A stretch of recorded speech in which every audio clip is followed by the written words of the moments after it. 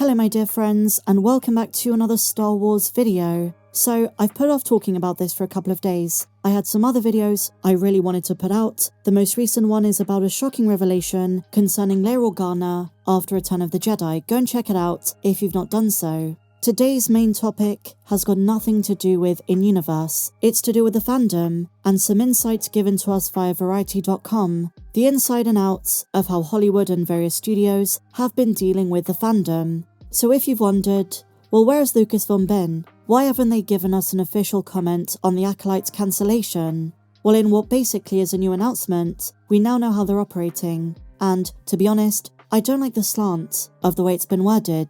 Toxic fandom. So right off the bat, you know they're gonna have fan sympathy. Obviously, just kidding. How Hollywood is battling fans who are, quote, just out for blood. From social media boot camps to superfan focus groups. It's always amazing to me when big outlets or corporations are trying to get fandom sympathy by blaming fans. These streaming services aren't giving away anything for free. We're paying them, and then they complain and blame us if we don't like it. You sell a product, we buy it, then we can make an assessment. So, I'll never understand the notion that we owe them something, that we owe them eternal praise for a product they put out and we paid for. But I'm getting ahead of myself. Let's dive into it. On August 28th, Amanda Stenberg, the leader of the Star Wars series The Acolyte, posted an 8.5-minute video to her Instagram stories about Lucasfilm's abrupt decision to not pick up the show for a second season, just a month after the season 1 finale streamed on Disney+. So just to cut a long story short, they go into the backlash of hateful comments that she and others received, and in every fandom there's always going to be pockets of rotten apples. It does exist. I don't think anyone can deny it. I mean, as a YouTuber myself, just by putting my voice out there I don't even show my face. I've had some really horrible comments over the years. Most people who have a public profile and a voice and a platform do receive a lot of pushback, and I'm not denying that she did receive hate. But all of that is beside the point. It's not the reason The Acolyte was not renewed for a second season. It's not the reason fans didn't like the show. If the series was good, and most fans resonated with it, this article wouldn't even exist. Viewership suffered. If there are all these fans out there who loved the show, why didn't the viewership reflect it? By the same measure that they say was review bombed, where were all the positive reviews to counter it? To their credit, they do distinguish that toxic fandom is not for those who had good faith criticisms, but, quote, relentlessly negative, often bigoted online campaigns. But the studios and so many of these Acolyte fans don't seem to make that distinction. I've been called a toxic fan, and for the entire run of the show, I engaged with only what was in the series itself, nothing outside it. So let's cut to the chase. After they talk about The Acolyte, Variety interviewed some top people from major studios, marketing executives, vice presidents, and I should just say many of them decided to stay anonymous, and they were asked how they deal with, quote, toxic fandoms. And the problem with grouping everyone into this criteria is it lumps in fans who really care about a franchise, who weren't the demographic going around saying horrible things about an actress, but instead engage with the material and didn't like it. That's criticism. And go and meet any fan at Star Wars Celebration or out in the real world, most fans have criticisms. To love a product, you've got to criticize when it's bad and doesn't hit the mark of the standard, the baseline quality that you expect from a certain brand. But this is what they said. It comes with the territory, but it's gotten incredibly loud in the last couple of years. People are just out for blood regardless. They think the purity of the first version will never be replaced, or you've done something to upset the canon of a beloved franchise, and they're going to take you down for doing so. I'm not saying this is Lucasfilm, we don't know which studio this is, but they're missing the point. It's not that fans need everything to live up to A New Hope or The Empire Strikes Back. It's that when Disney bought Lucasfilm, there was opportunity to grow, new technology. At the time it was the 2010s, now we're in the 2020s, and aside from a handful of projects that prove they can do it, they haven't really advanced. The franchise hasn't been able to move on, and at times when they've gone into new eras and really messed things up, like they did in the minds of many fans with The Acolyte, they then say, it's because we did something new that you didn't like it. No, it's because fans are frustrated with the quality we know you can put out, but don't. It's because Hollywood and studios seem to prioritize everything but the story, exciting and innovative creativity that can build on Star Wars canon. Recently, when Stuart Beattie spoke about the original plans for Kenobi, it was so depressing hearing how good the original story was. It respected continuity of Obi-Wan and Vader between Revenge of the Sith and A New Hope, while moving beyond the prequel trilogy, but also honouring it. So many of those concepts and characters were new and fresh. That wasn't the issue. But when you mess up shows, and they don't live up to what fans expect for a Star Wars product, and then you turn around and say, well, they're just out for blood, they're just toxic and complaining and it's gotten worse, and it's because of this so-called purity of the first version that will never be replaced.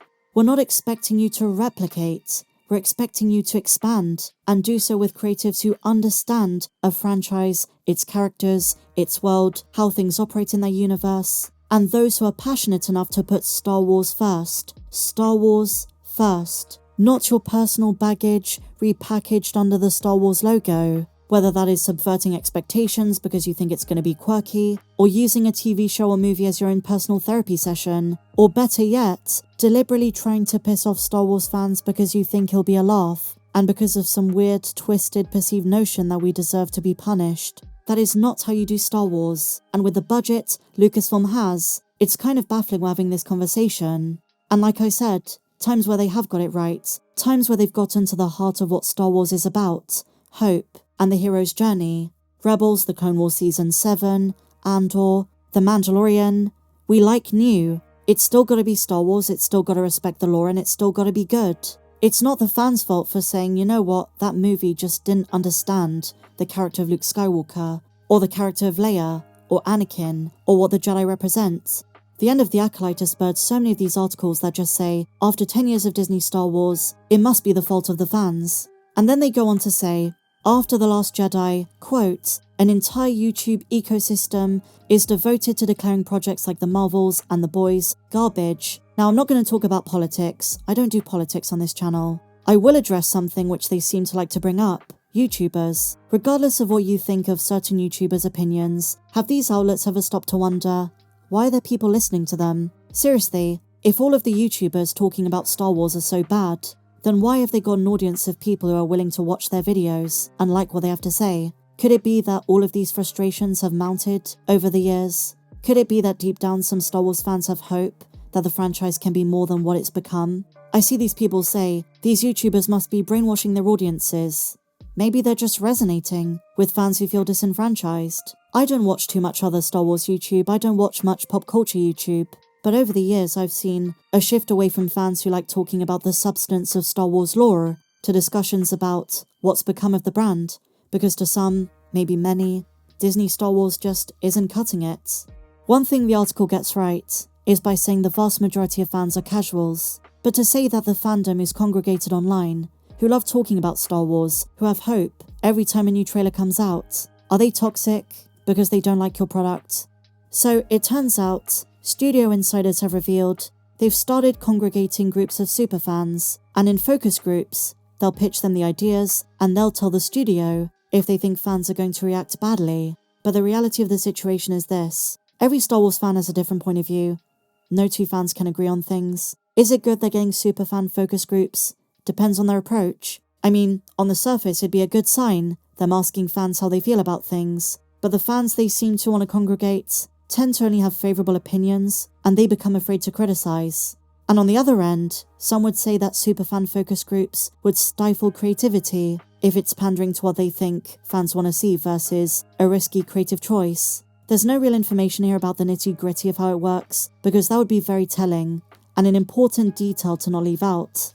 But you know guys, it doesn't seem like the studios get it. This is a Hollywood-wide problem. They lack originality and creativity because they think rehashing the same old ideas is what fans want, and then they blame fans and say, be open to new possibilities. We have been. Some of my favourite characters from Star Wars aren't even George Lucas era. Star Wars fans know, we're no longer in the 80s. We're never going to have another original trilogy and we don't want that. We don't owe big studios when they make products we don't like our endless praise. So they can blame us all we want, say that fans are the issue, but as long as they believe that, and again, I'm not talking about fans who attack individuals, that is never okay. Lucasfilm, Marvel, HBO, you name it, will never learn with this attitude, because they'll never put the franchise first, the fans, who are the franchise, first.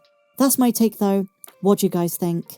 I know this is a pretty contentious subject, and I don't expect everyone's going to agree with my take on this, but let me know your thoughts in the comments down below. And if you enjoyed this video, please be sure to give me a big fat thumbs up, subscribe if you're new, check me out on socials, and may the Force be with you, always.